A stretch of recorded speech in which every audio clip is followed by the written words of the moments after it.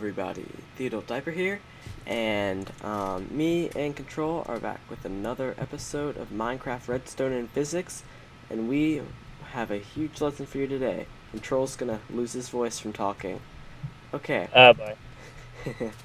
Okay, but first of all, we have the XOR gate. This, we're getting into more complicated gates, but the concept of this gate is different inputs, there's an output. So one's on, one's off, and there's an output, and that torch is off. Then when I turn one on, it's the output is off and the torch is on. So the XOR and XNOR gate can be used for doors, all kinds of stuff, traps, just anything. So that's the concept of the XOR gate. Now to the XNOR gate. Oh man, this took me a while to build because Jeb changed a couple things in Redstone and man. Okay. And certain things and images have not been updated. Yep. So Apple, after a few attempts, we finally got something. Yeah. This was a little bit off the memory, but I used a schematic for it and stuff, but I recommend you go into the wiki or something. But the concept of this is if and only if the inputs are the same, there will be an output. But if inputs are on, there's an output. One's off, no output. Both are off, there's an output. So that's how that works. Okay, now to a very, very crazy part of the episode. With Control. So, simply put, we built a microwave and totally not a trap. Yep. Which I just named right now. The microwave, I'll show you first. It's fairly simple-ish. Kind of expensive. Needs a bit of redstone. But definitely the simplest thing you can build is a budge switch. Now, what is a budge switch?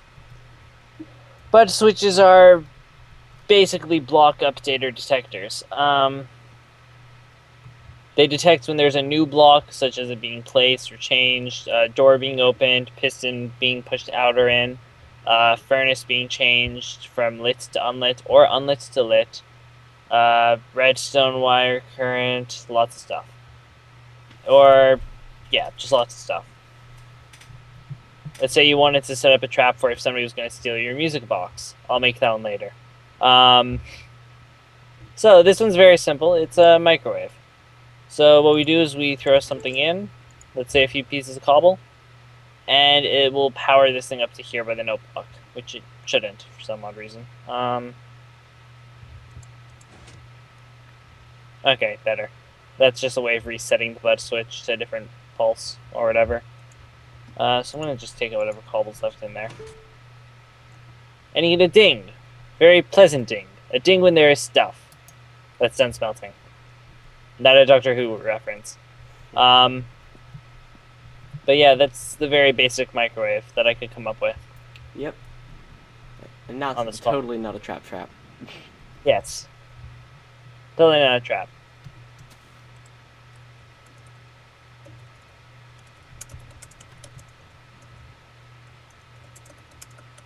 Let there be typing. The name of the trap. Anyways, so you will be my test subject today. Oh, Walk no. in. There's diamonds at the end. Diamonds! Oh my god! Go, get the diamonds. Oh my god! No! And of course he triggers the lava, among other things. No! I would have made it so it triggers both sides, but that seems like a waste. Too much redstone at that point. Yep, and you want to build stuff as efficiently as possible. Always a good thing. Alright, so if we take a look here, ignore the advanced circuitry stuff. This is a T flip-flop, or monostable. I don't know which, but it's supposed to be a T flip-flop. It just doesn't work the way it's supposed to. So if we go under here where drops of lava are burning your skull, we see what looks to be a very weird circuit kind of around here. around this thing.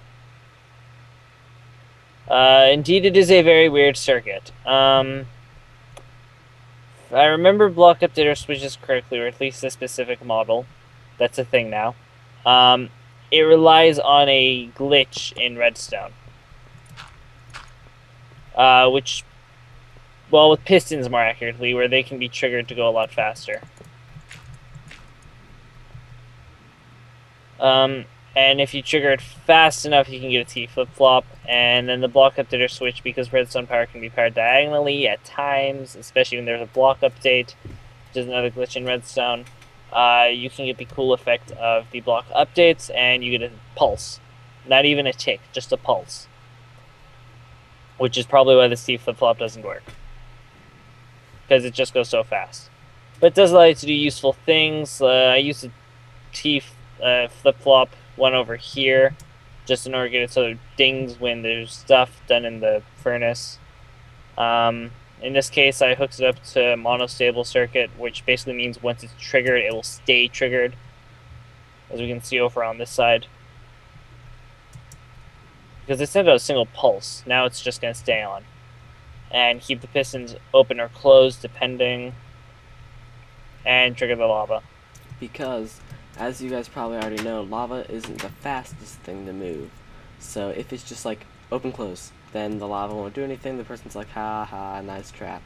But even with water, because it's going faster than a tick. Yeah. So if you leave it open, the lava has time to get down, and then the person turns around, tries to get back. They're like, oh god, and they might get trapped, or they might just get burned to death. So they might. Either one, totally good. Yeah. So. Well, if you're evil and malicious. This is. So for our purposes, totally good. Yes. But this is used a lot in multiplayer servers. Me and Control have been thinking up designs and stuff. Just go on a multiplayer server, make one of these, leave diamonds at the end of the hall. Not even one of these, just something like it. Yeah. Block updater detectors can be used for so many different things. Yep. The microwave is a good example. This trap is a good example. The music box trap that I mentioned before is also a good example. Where if somebody... Actually, I could probably just modify this.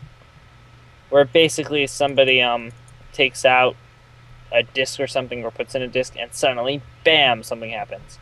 Yes. Or if you fall asleep, if wheat grows, so it's useful for farming.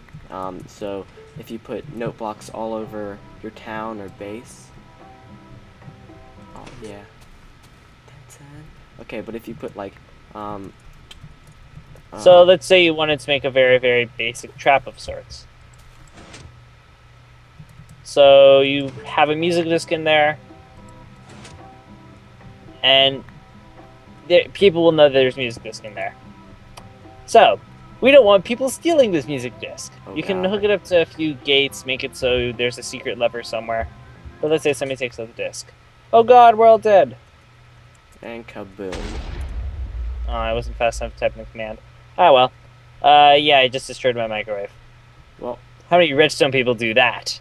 Yeah, but, this can be really useful for all kinds of traps, protection on your base, what was I saying? Oh yeah, wheat farm. There's no successful way to use it on a, door yet that I have tried. Maybe somebody has successfully done it. If so, leave a video response. I would like to see that.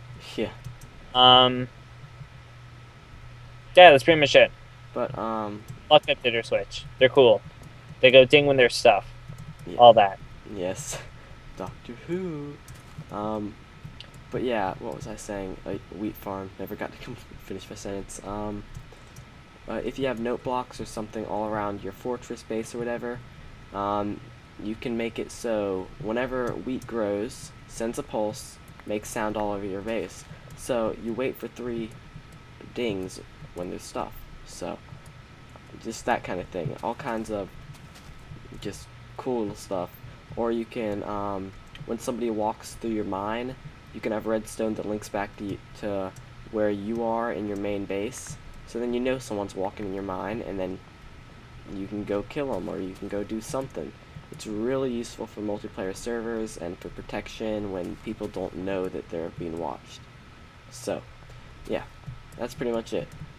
This is pretty complicated stuff, but I mean, it's worth it.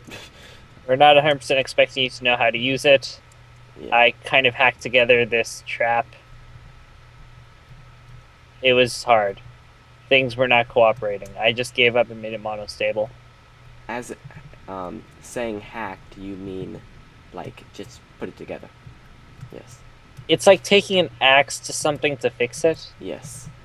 In Not. this case, I pounded redstone into the ground to try and get this to work. Yes. So it's not. If you guys are gonna accuse. It's not that Oh, kind of hack. hacks, man. Oh. Yeah, we're not. No, I hacked it together by means of an axe. Yes, by means of a. Diamonds. No, a wood axe with world edit. Okay, both. Okay. But for you guys' homework, or if you guys do the homework, I don't know if you guys do. I want you guys to somehow make a door, piston door, pressure plate door, anything with one of these two gates. Here's exactly how they're made. The XOR is a lot easier. And remember, if the inputs are different, then it turns on. Come on. Oh, crap. There we go. And if you're looking for a challenge, use the XNOR. Here's every view of it I have, 360. So if you're feeling lucky or you think you're good at RedStone, use the XNOR and make a cool door out of it.